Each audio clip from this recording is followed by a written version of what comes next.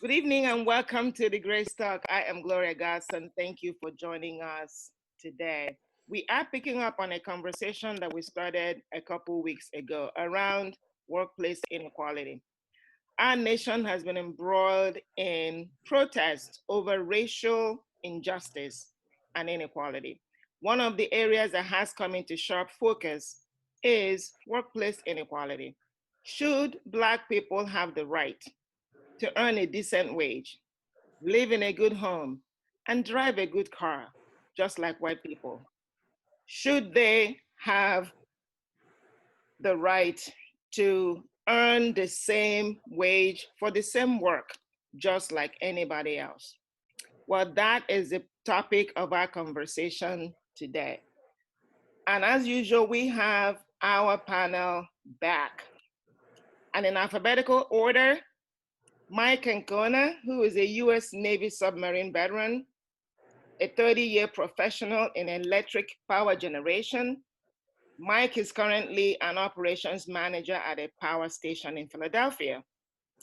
Jay Cofield is a minister, but Jay has a BS degree in psychology and marriage counseling, and Jay is currently completing his master's degree in clinical health.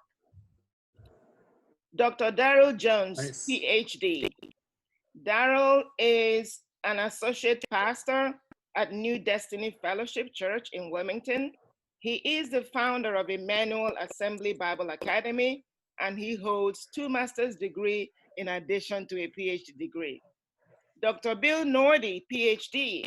Bill is the CEO and COO of Connections Community Support Programs. Bill, the last time you were here, you were the interim CEO. Congratulations on becoming the CEO of Connections.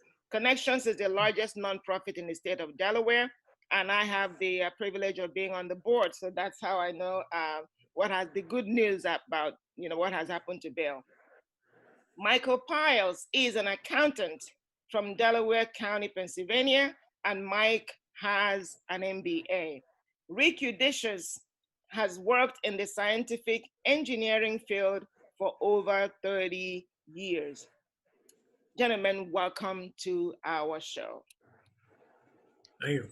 Today we are going to continue. Again, the last time that you were here, we talked about the economic inequality in the various spheres. Today I want to drill down a little bit into the workplace. Every company I know has an equal employment opportunity policy. The policy is established, and as you know, there's a federal law around that. So most companies have that. But the question I have for you is it really applied in practice? It's one thing to have a policy, but how is it implemented in practice? Bill, I'm going to start with you because you are a CEO of a major organization right here in the state of Delaware. And I know that your organization has a policy, an EEOC policy. How is it implemented? So thanks for putting me on the spot. I think we have policies and procedures about equal opportunity, about diversity, about making sure that people have opportunities. I think the challenge comes in, particularly as you move up into positions that require, either more education, more experience, more training, that because there are so many disadvantages to people of color throughout the system, that by the time you get up to those higher level positions, they may not have the educational experience or the other experiences that are necessary for that position. And for me, then in a position of, do you hire somebody who may not have the exact credentials but has potential to that versus somebody who may have had the opportunities to get some of those credentials or that education and put them in the position. And I think it's both and. I think there are some times that you have to take some risks on folks that they may not have had the opportunities that other people have because of the color of their skin. The balancing act is that a form of tokenism, right? Are you just doing it because somebody has the color skin, or do you believe that they can do the job? And I think, and I'd like to hear from the panel, about, that dilemma that if you feel you've just been put in a position because you were somebody that had a certain skin color, or for women as well, whether that impacts, the experience for them when they're in the position. Dr. Jones, I saw you shaking your head vigorously. Do you want to chime in there?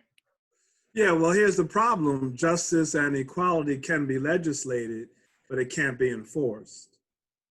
And so history has proven that what is put on the books is not what is necessarily followed, that persons look to go around what might be legislated. And so, that was just raised just now, the speaker before. Affirmative action, remember, that was something that was welcomed. It was to offer a correction on the disparities that we see.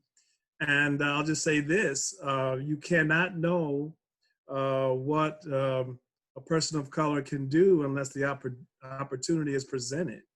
And I think it will be demonstrated over and over again that a person of color or a woman, if given the opportunity, can prove to be able to do what anyone else can do. Absolutely. And when you come to enforcement, that's where the human element kicks in. And that's where the biases kick in. The laws on its face are neutral and apply equally to everyone, but it's the human beings who actually implement the law.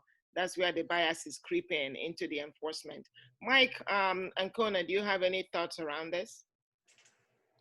Well, as I said a while ago in the last time, my work experience in the field that I'm in, the pay structures, they're kind of set. So if you have this position, you're going to get paid this. This is the wage that you're going to get. And usually the raises are kind of either set by union contracts, things like that. So now, having said that, I think the thing where bias can kick in is breaking into my business to begin with. Like once you get in, you're kind of in. But how they screen candidates and how that happens to that there's a lot of room now for that to be mismanaged. Because a lot of times what happens is the resumes come in and guys can filter through that as they see fit, and nobody from a corporate level is really kind of looking at these frontline supervisors and says, give me an account of who you're screening and why you chose not to talk to that guy but talk to that guy. Like there's anywhere where there's a level to be sort of like something can happen behind the scenes, that's where you'll see that kind of stuff in my line of work. But straight out, like on paper though, there's no, the companies I work for would never tolerate a pay inequality like that. We're like, okay, those guys get paid this much and these guys get paid that much. I've always found like the hard part is to get in the business. And I see over my 30 years, all kinds of where that has just, you can't discriminate against somebody you just don't consider. Right? So if I'm a frontline supervisor who has to fill a position or a department head, and I've got 20 resumes in front of me, and of those 20 resumes, 10 of them are Caucasian guys and 10 of them are black guys, and I just choose not to call those 10 guys who are black if I can determine from the resume that that's what they are. Who's gonna stop me? Like, who's going to call me out on that? Who's going to sit there at the corporate level? And they may not know. They unless they make it a point to find all that out. Stuff like that goes on all the time. Yes, Mike, you're right. Absolutely. Let's drill down a little bit there. If you have those 20 resumes and you're looking at them, you ask a good question, which is how do you determine who you invite? And history and experience has shown that people tend to invite people who look like them because it makes them comfortable. That's what we know. That's human nature. But now let's even drill into another insidious practice. And Michael Piles, I want you to talk about this. And that is a practice where the companies want to be able to check a box and say, I interviewed someone of color, and even though it was just a sham, Right. it was just a sham. There was no intent whatsoever. It wasn't a legitimate interview. I know that you had a story that's like that. So can you tell it? Can you talk about this? Sure. I had an interview, this is many years ago, maybe about 10 years maybe ago or so, in Eddystone, PA. And I had went there, they had called me in for an interview. I thought, you know, I fit the credentials, everything that they were highlighting on the job description. But when I got there, they asked me questions, accounting questions. I answered the questions. I know for a fact I answered the questions correct. But the same day I went on back to my job in Wilmington, and I got a call from the agency saying that they're not considering me more for the position. And of course, my question to them was why? Here it is 3 hours, 4 hours since I just had the interview, and my resume's in the trash. So I'm saying, you know, what's the deal with this? So the agency told me that they were saying that I didn't have experience in the manufacturing industry. So I was dumbfounded at that point because of course I don't have manufacturing experience on my resume. I never worked in the manufacturing industry. But my question was, why did you call me there in the first place then? So it left me scratching my head, and I actually sent them an email later on that night saying I was very displeased with them. But it just wasn't right to me. You know, it was just a waste of time.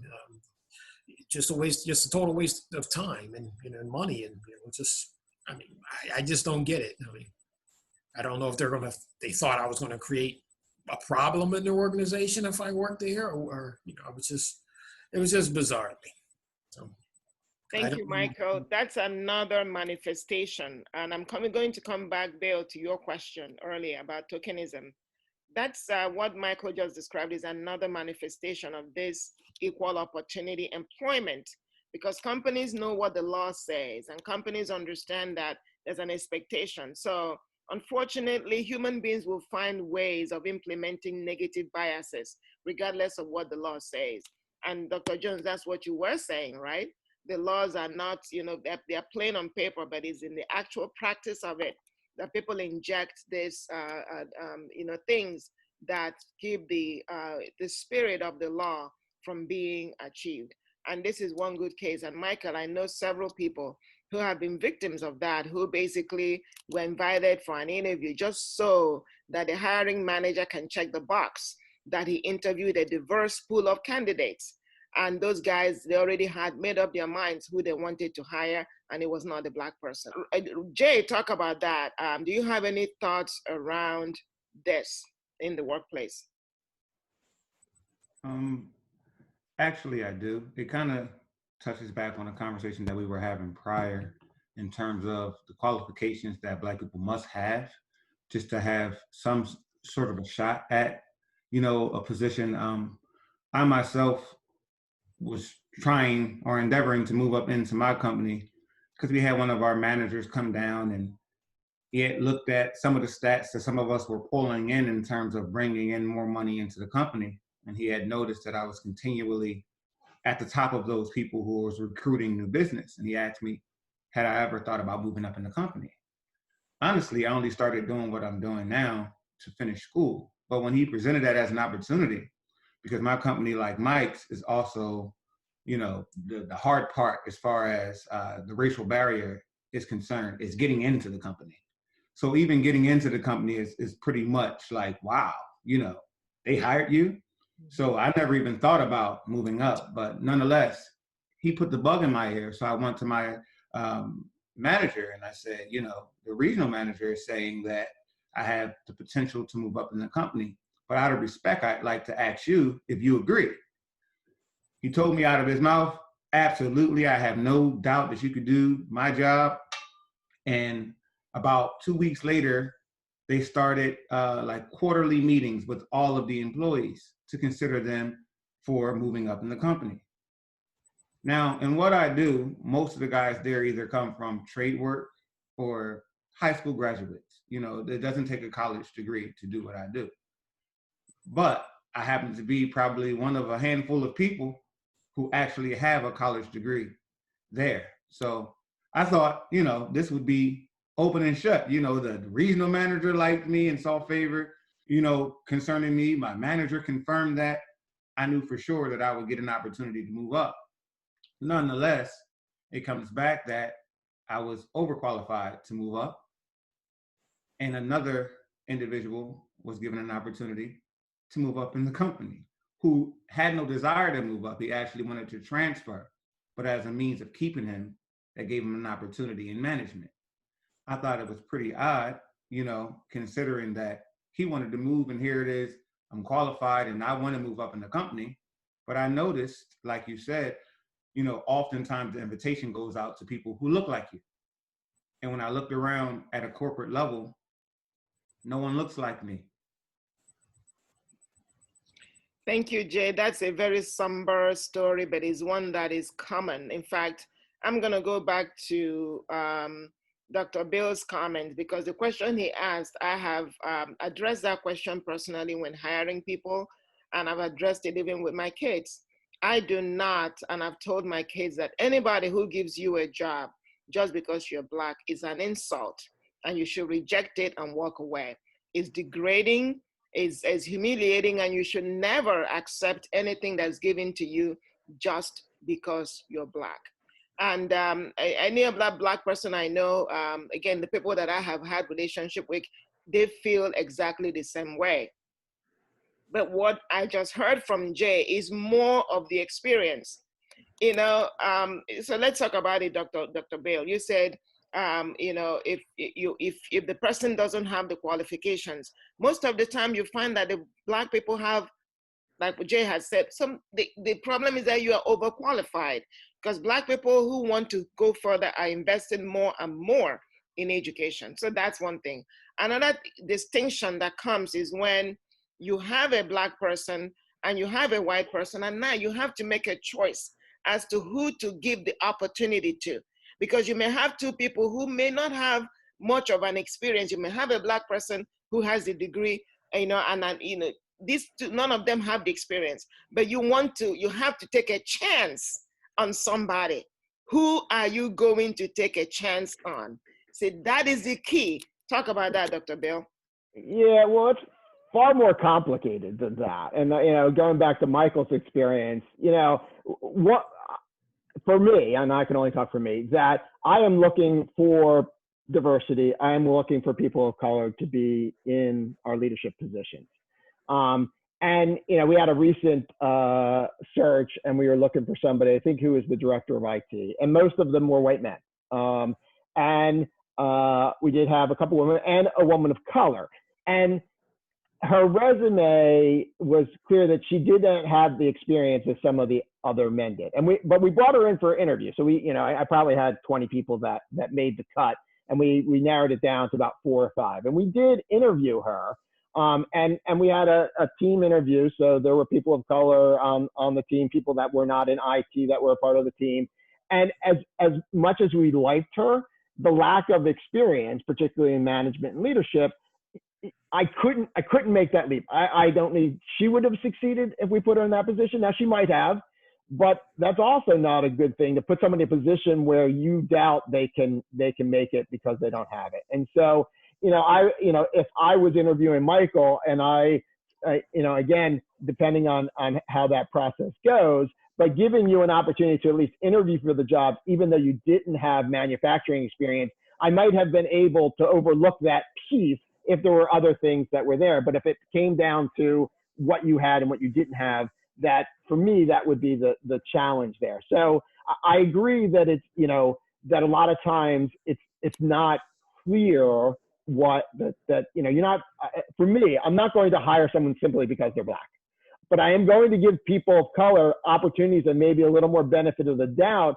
in certain positions if I believe that's going to improve the diversity and give people opportunities that they might not have. And that's my personal value.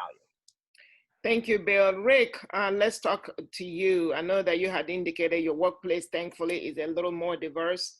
Do you have any thoughts to add to this conversation? It's a tough one for me because, I'm not experiencing that in my workplace.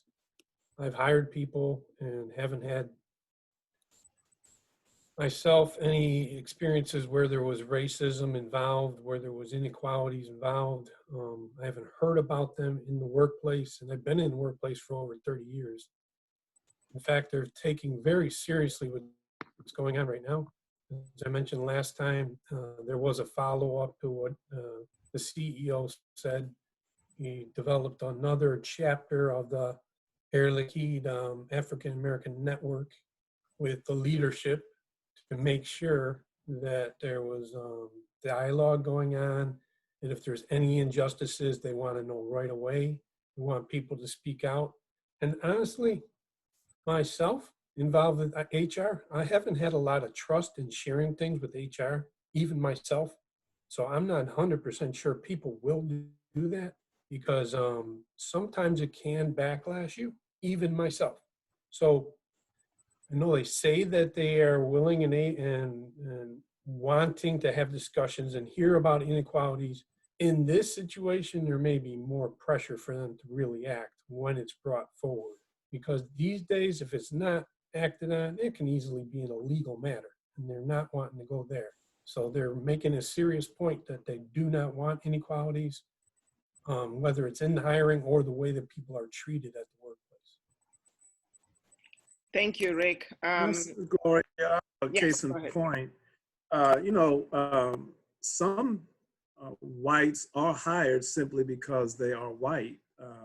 I can give you an example. Used to work in the bank, at the bank in my early work history. And I worked in Rye, New York, which was an affluent area, and surrounded by homes, people with money. And one thing that would happen is that the supervisor really didn't want to hire an African American to be a manager, the person who would receive new accounts and interact with the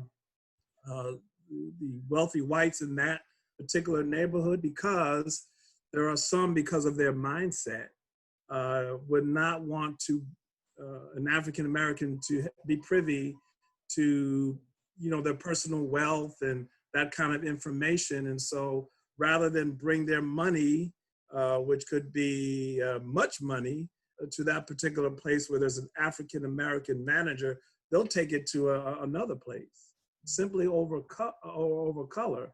And so they'll hire you at a bank to be a teller in some of these places, but not in that position where you're one-on-one with wealthy whites because of their prejudice, that they just don't want someone of color knowing this kind of personal financial information.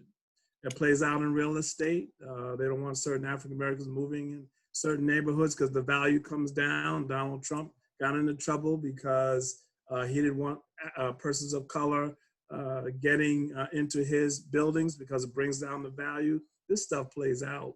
And whites will get in positions, elevated to positions because they are white, and it helps the bottom line.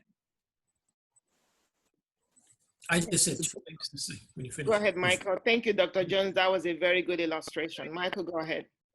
Yeah, just 2 quick things. If I was an employee, I think a lot of people would do the same thing. If I was an employee at that company and I was applying for another position in the company, a higher position in the company, I would have to bite my tongue somewhat before I said to the person interviewing me or to HR that I feel like was interviewed for just to check a box, like you said, because the next thing you know, I could be out the door. So I think it's a problem going forward. There should be some kind of out where you can voice you and let them know what, that they're doing wrong, which I think they probably more likely this company knew they were doing wrong, but it hinders people from going forward, and and then it continues to go that way. And also, as you were saying before, don't accept a job just because if they want to hire you just because you're Black. Well, I agree with that, but and again, sometimes people are forced to take a position, not forced, but they have no other options on the table. If they have especially if they have a family, I'm going to have to take this position and see what I can do later on and apply for another company and, in the interim. So that's what I wanted to add in. No, thank you, Michael. Those are important points. And that brings me to another question here that I do have, because to your point, a Black person, people are really disempowered. Black people are disempowered. If anything like that happens to you and you ever raise your voice, you really are putting yourself in jeopardy. And we've seen that, so many times. And unfortunately, other people know it too. And all of us have seen that video of the white woman who was told to restrain her dog. And she picked up the phone and called the police and told them that an African-American man, she knew exactly what she was doing. She knew the power that she had, that if she said an African-American man, it would get her a certain kind of response. And not because the man was doing anything wrong, but she knew the power that she had. And honestly, I've seen this power in corporate America, where an admin, an employee working for you, knows that if you are an African-American supervisor or leader, so people are, somehow you're still under trial. Somehow you are not, they can challenge you. And I'll give you a scenario that I know happened to someone and one that happened to me directly. You are a black person, you hire white people. The person doesn't do a good job and you fire them. White managers and leaders and executives fire people all the time. But when you fire somebody, it becomes a question about you. Maybe you can't manage people. Maybe you shouldn't be a manager. Maybe you should just be an individual contributor. And so now, Black people are you are in a quagmire. It's either you retain this poor performing person, or if you let them go, it suddenly is a reflection on you. And I don't see the same thing happening with white people. So let's talk about that. These are some of the nuances to your point. I mean, what we're saying on this is around the workplace, the laws are there, but the actual practice is so hard because of this individual inputs of human beings where they bring their biases and their prejudices into the conversation. Have you guys seen what I'm talking about, and how have it played out where you are? Jay, I'll start with you. I see you nodding.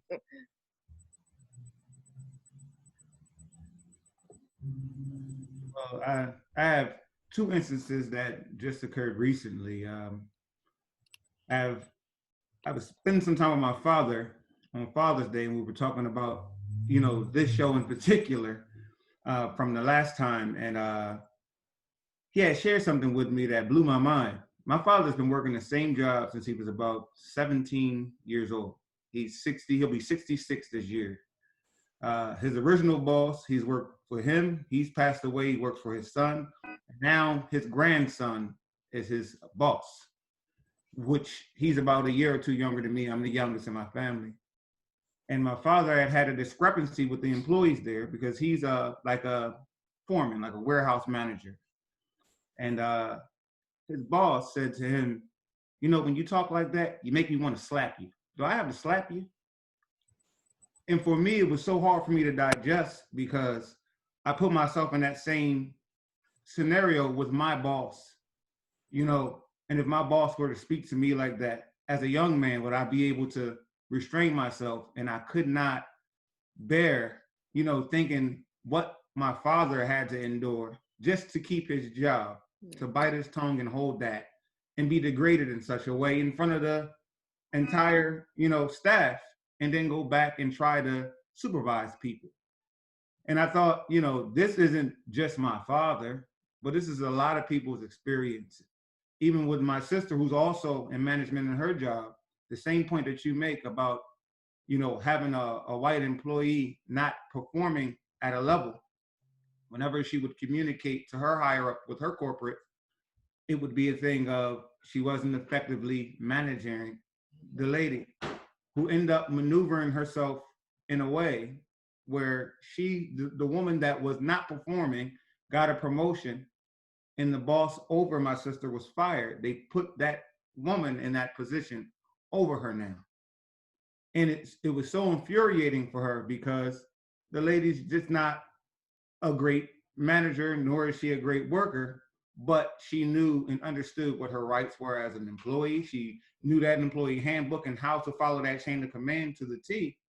And also, she knew that her voice would be heard, being a white woman appealing to, white older men. So in that regard, it definitely keeps us quiet a lot of the times, because if you make too much noise, or if you have too much of an issue with an employee, there's always room to go around you, because you are seen as incompetent in a lot of ways. Your voice and your authority only carries if it's echoing that of a white superior in your company. So the whole time you're trying to, keep order or restore order, you got to keep checking back with your higher ups to make sure you're okay, because at any moment they can go around you and you'll be out of the way. Thank you, Jay. Anybody else want to chime in here on this conversation? This is, again, I personally have witnessed this happen. I know other African-American executives who have witnessed this, and you can talk about it. We talk about it amongst ourselves and encourage one another, but you can talk about it. And that really is a sad thing, but it's common practice. It's common practice. I don't know if you want to chime in there, Rick. I saw you. Were you just scratching, or did you want to have something to say? Yeah, I've actually experienced it the other way around, where I was the manager and it wasn't Black people that were reporting to me, but they were minorities. And I was told that, yeah, they weren't performing well, honestly. And they were giving me a lot of grief. And I hired them. I chose to hire them. And they were giving me a lot of grief. All kind of reasons behind it. I can't say I was a perfect manager. And, there was a lot of pressure put on all of us to do something which was an impossible, honestly, task. We did get it done. But because of the communication breakdown and things like this, I was to blame. Well, I was the one to be to blame, and called a bad manager. I'm only by my boss. Everyone else around me and his boss, everyone else didn't have that issue, only my boss. So sometimes it's the individual that's doing this evaluation, not so much specifically a racial thing. Sometimes it's just that individual that's ignorant, that doesn't know how to manage their own self. And honestly, everyone I worked with in many different directions, there was like 40 different people I had to work with, all had the same opinion of the person that was my boss. So how did I handle it? So sometimes we got to talk about solutions, right? The way I handled it was very similar to what Gloria told me what she did in her situation. I began to pray for my boss, because he was a rough, difficult manager to work for. Expected unbelievable expectations. He wasn't quite a workaholic, but he did put me through the ringer. And so I said, you know what? I'm in this position and I'm in this. This is an opportunity for me to grow.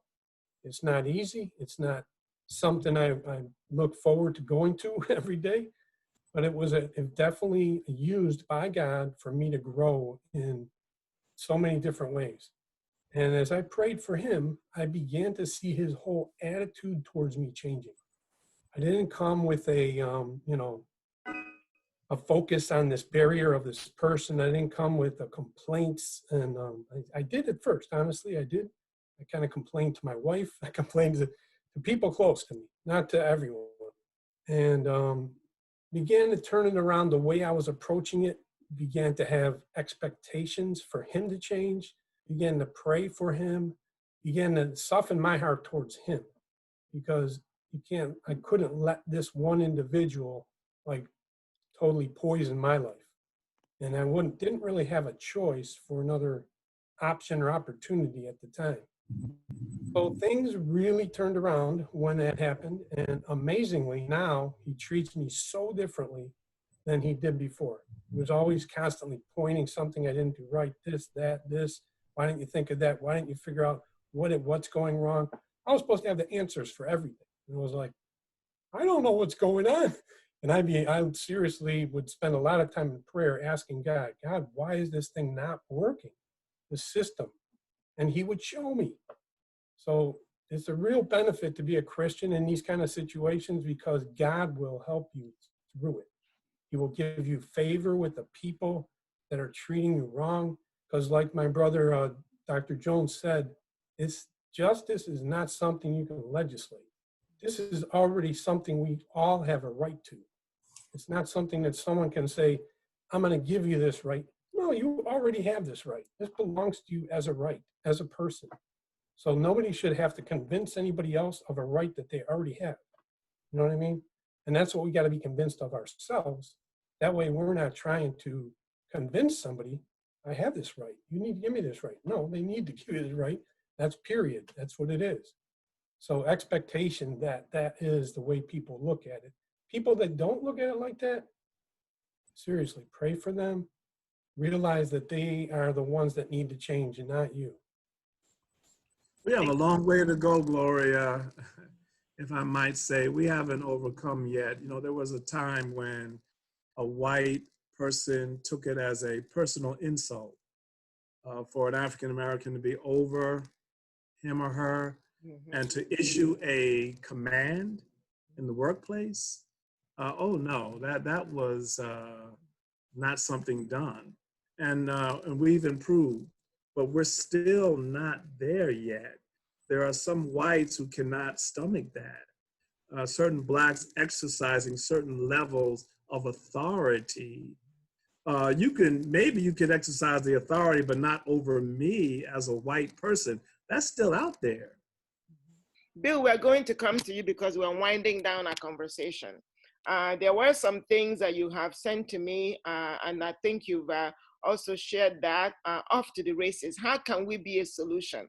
Rick began to talk about that. What are the solutions?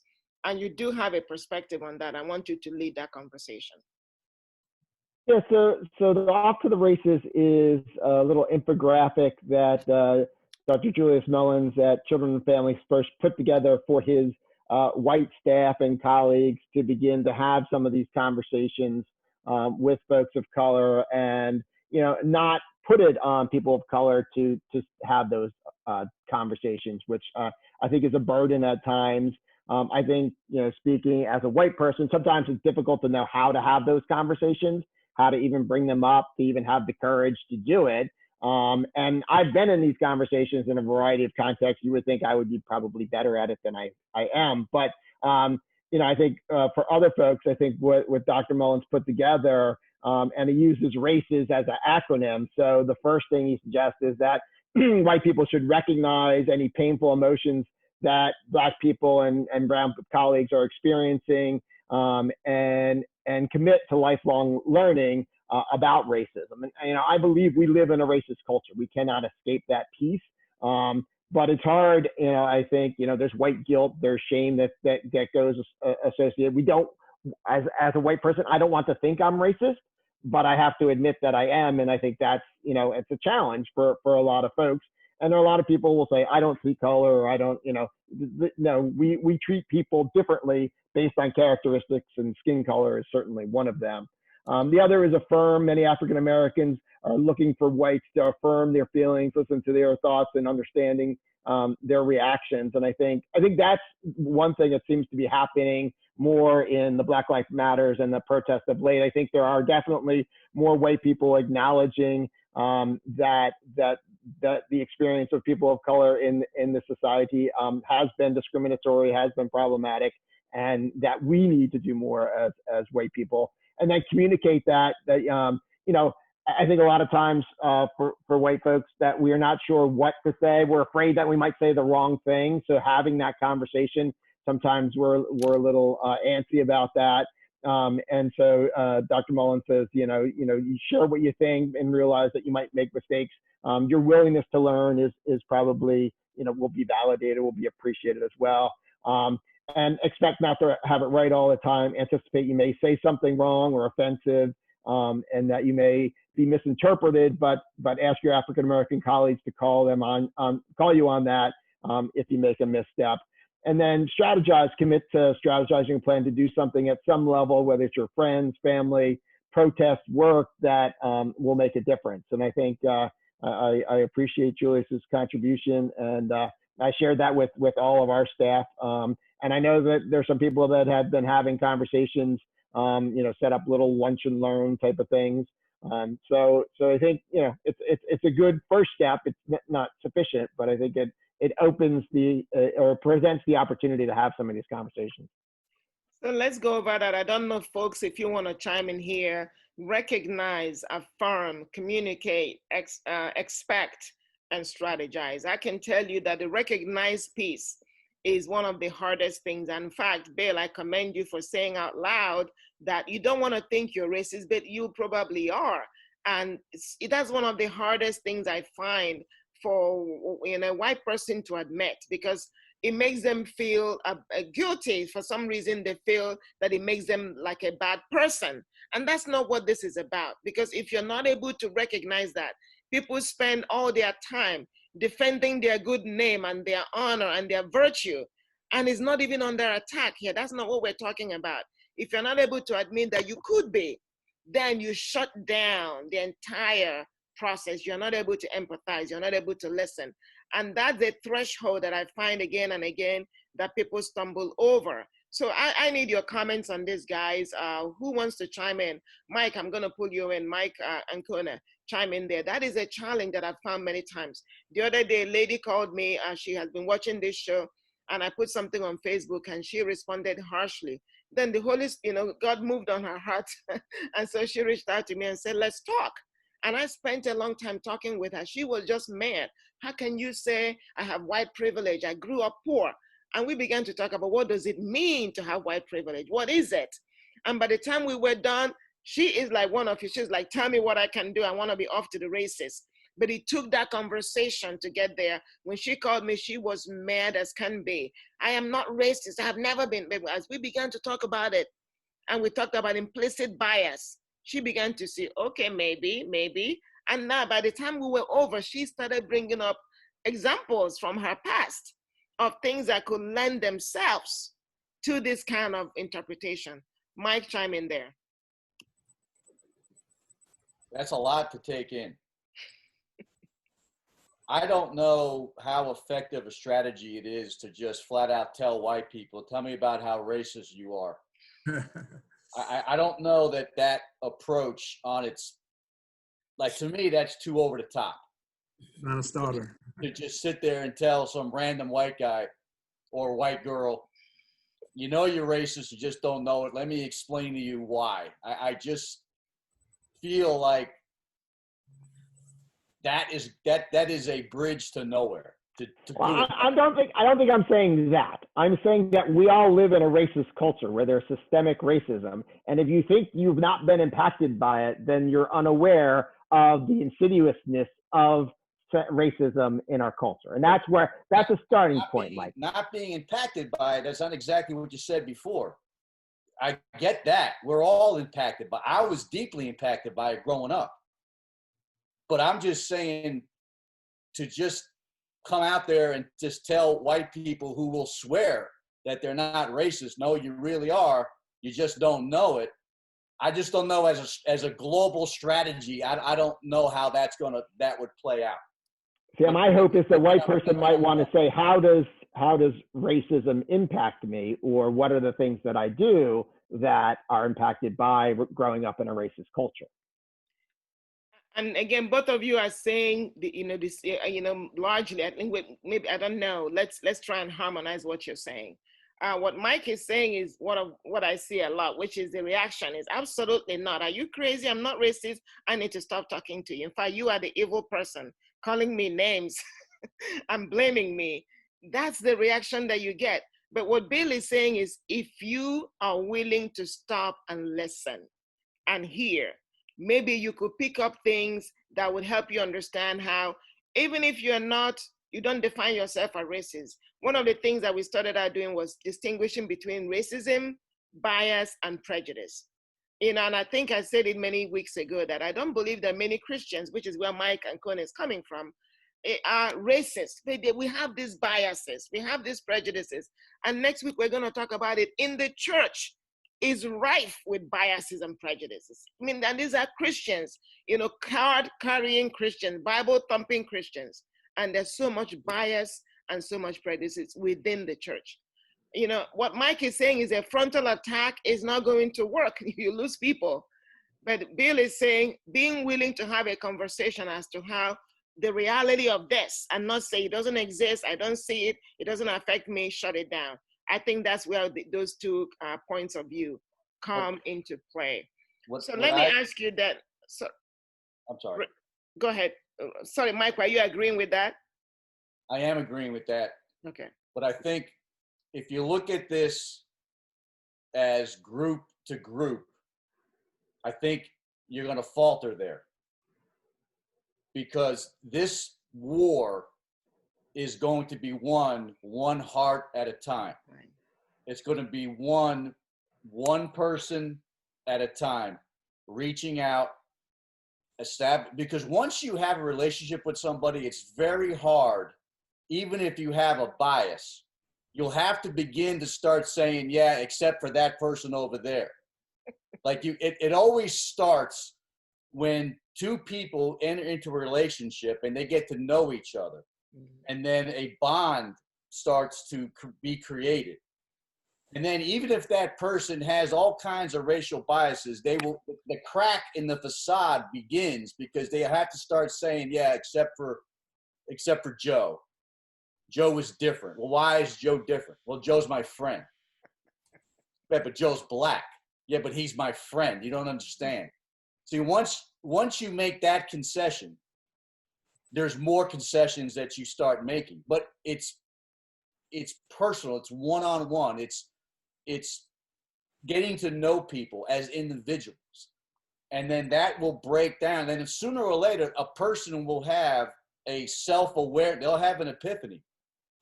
Maybe I was wrong about this my whole life.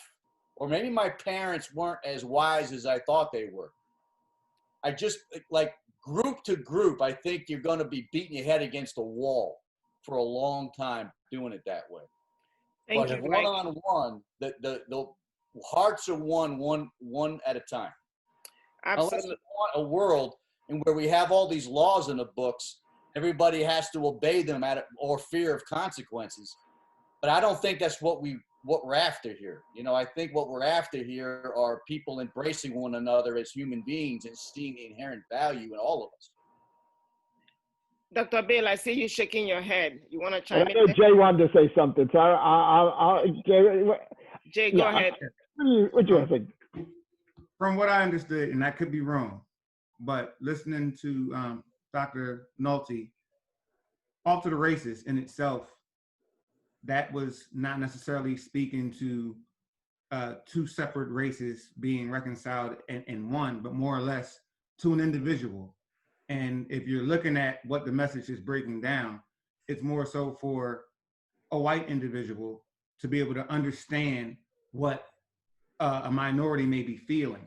So I agree with you, Mike. It would be very nonsensical for a black man to approach a white man and say, I knew you was racist, and let me tell you how, no, you won't be effective. I agree. I agree. If you were to take the approach of, let me look, introspectively, let me reflect on my own emotions and say, well, how can I, recognize what someone else may be feeling, which also agrees with me, because I believe that in order for us to start anywhere, we all need to start from a posture of humility. And if you can't, lower whatever you think you want to be perceived as, and first listen, because I know I can speak for myself oftentimes when I'm speaking to my white friends, it's not that I want you to relate, because I know you can't relate, but I just want you to hear what it is that I'm saying. And that's some of the hardest conversations to have when someone's already planning their rebuttal to defend themselves. They never truly take the time to listen to what it is that you're saying. Very well said. Completely agree, Jay. Very well said. Rick, do you have anything to say here as we begin to wrap up? I think I agree with the point made about relationship, because when I look at the course of my life, I've constantly been put into situations. I'll list out a few of them quickly where I was the minority. I was, my wife and I were pastors at an 85% Black church. We were pastors. We were ministering to Black families. We didn't have any issues once the relationships were developed, it was a beautiful, harmonized thing. When I first moved to Chicago, I became a youth pastor, and it was a culturally diverse church. Honestly, I was single at the time. It was a huge Puerto Rican family. They practically adopted me. All their parties, all the everything, you know, birthday parties, quinceañera, all that stuff. I went to all of them. They took me in like I was family. And again, I was minority. We would go to the city and we would go to the projects and we would share the gospel. Again, I'm a minority among all these people that are living in these projects, but my heart just went out to them because this was so, I thought the whole thing was just a bad deal for them. But I knew that the gospel could help. Once they understood about Christ and what he can do for a life and convert and change a life, I wanted to share that with them. So that's just a few examples. But honestly, being in that minority position, I never considered myself any less or any better than anybody You're a else. white man. Because I formed a relationship with the people. No, you're a white man. That there was, huh? It's because you're a white man in a culture that values white men. Point. You fully missed the point. I think I heard the point. No, the point was I made relationship with people where I was the minority and there was no issue. Everyone, but I think if we are expecting white people to make individual relationships with black people and hope that's going to make systemic change, I think we are sorely mistaken. That we as white men have to use our privilege to point out that we are maintaining the power differentials that exist in this culture and that we need to do something different in order for things to change. And that we just can't wait until we meet a nice black person and say, oh, they're my buddy. Now I'm not going to be racist anymore, or I'm not going to be in a racist culture. We can't wait. That's not going to help. With all due respect. No, I do hear. I mean, what Bill is saying is true because again, I hear what Mike is saying and Rick, and these are valid experiences. What Bill is saying is that your experience is different because whether you know it or not, you are just because you're a white man, your experience is different, and that is true. This is what we talk about, you know, color blindness, you know, and that's another word for white privilege. Whether you like it or not, you're treated differently.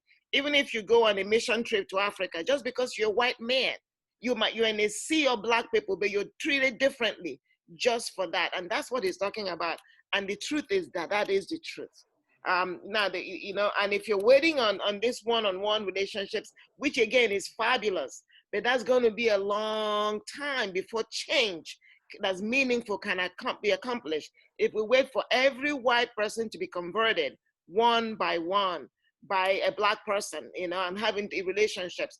The question is how many people are even willing to step forward into those relationships and all that. So what Bill is saying, everybody is saying we're speaking the truth, but these are applicable in different circumstances. One-on-one relationships are great, but if we're going to get change to systemic structures and that exist today, there has to be more than just having one-on-one relationships. There has to be an acknowledgement, like Bill has talked about, and deliberate, forceful, intentional action to fix it. Dr. Jones, I'm going to ask you, we're coming again to the end of this. Do you have anything to say here before we wind it up? Yeah, I think that Races program is bridge building. I think it's good. It's asking another person to just be empathetic toward another, and that is helpful. It's what we need, not walls, but bridges. I think Mike is right. You can't come in pointing a finger and condemning and judging. Just no one's going to swallow that. That can't be the approach. But I will say this, when we look back on the civil rights era, when there were African Americans trying to integrate into the schools, go to a good school, the emotional reaction and the visceral reaction, the hostility, the anger that brought out of people just trying to go to a decent school or get into a college, to go with whites or move into a neighborhood, the reaction that evokes, and the majority of those persons reacting that way would say they're not racist. Mm-hmm. The KKK would say they're not racist, a number of them. And so there is a cultural racial blindness that is there. So it's not about going in, beating someone over the head about it. But it's so embedded that it's difficult to see. And it plays out in so many ways that have just become a way of life, a dynamic at work that is hard to see sometimes. And how do we bring it to the attention of someone that they may be participating in something that is about race superiority or privilege? It is there. Not everyone can see it. Not everyone wants to admit it. But I agree, you just can't come in and beat someone over the head with it. But a lot of people would never admit, although they display very clear emotions and actions, they would not see themselves as a racist because it's such a derogatory term. Absolutely. Last point, I'll say this just to give it an example. Last point. There are cases of young white girls who fall in love with a black male. They have a child, and that young woman puts her child up for adoption because it's a mixed child and would not be accepted in the family. Mm-hmm. Yep. That family would probably say that they're not racist. It's just a preference they just don't want. But this is the kind of thing that does play out. Thank you, Dr. Jones. This is a very uncomfortable conversation, and I'm really proud of you guys stepping forward and having it, because it's something that needs to be had. And you know, it's uncomfortable, but we have managed to come to the end of it. Thank you so much for joining us. We're going to continue next week. We're looking at racism in the church and prejudice and bias within the church, the body of Christ. Thank you again today. God bless you, and join us again next week.